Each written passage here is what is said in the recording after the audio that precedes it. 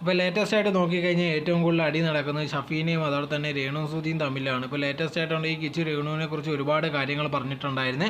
അതിന് മറുപടി എന്നുള്ള രീതിയിലുണ്ടെങ്കിൽ ലേറ്റസ്റ്റ് ആയിട്ട് രേണു വന്നപ്പോൾ പറഞ്ഞൊരു കാര്യമാണ്, അവനെ അങ്ങനെ ആക്കിയതുണ്ടെങ്കിൽ ഷഫീനയാണ്, അതല്ലാതെ വേറെ ആരുമല്ല, അവളാണ് അവനെ പോയി കണ്ടിട്ട് ഇതേ കണക്ക് ബ്രെയിൻ വാഷ് ചെയ്തെന്നുള്ള രീതിയിലായിരുന്നു പറഞ്ഞിരുന്നത്. എന്തായിരുന്നാലും ഇപ്പോൾ നോക്കിക്കഴിഞ്ഞാൽ നമുക്ക് കാണാൻ സാധിക്കുന്ന ഒരു കാര്യമാണ്, കിച്ചുവിനെ പോയി ഇതേ കണക്ക് ഷഫീനെ കാണുകയും ഇതേ കണക്ക് ഫോട്ടോ ഒക്കെ എടുക്കുകയൊക്കെ ചെയ്തിട്ടുണ്ടായിരുന്നു.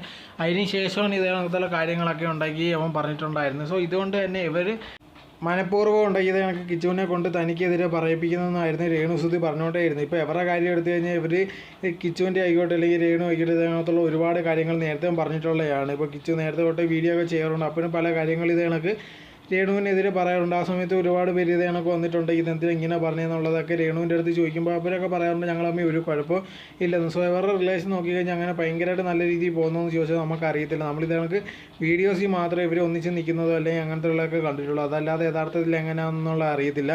എന്തായിരുന്നാലും ഇപ്പോൾ കിച്ചു പറഞ്ഞതിനെല്ലാം മെയിൻ കാരണം ഷഫീന ബീവി എന്നുള്ള രീതിയിലാണ് ഇപ്പോൾ രേണു പറഞ്ഞുകൊണ്ടിരിക്കുന്നത്.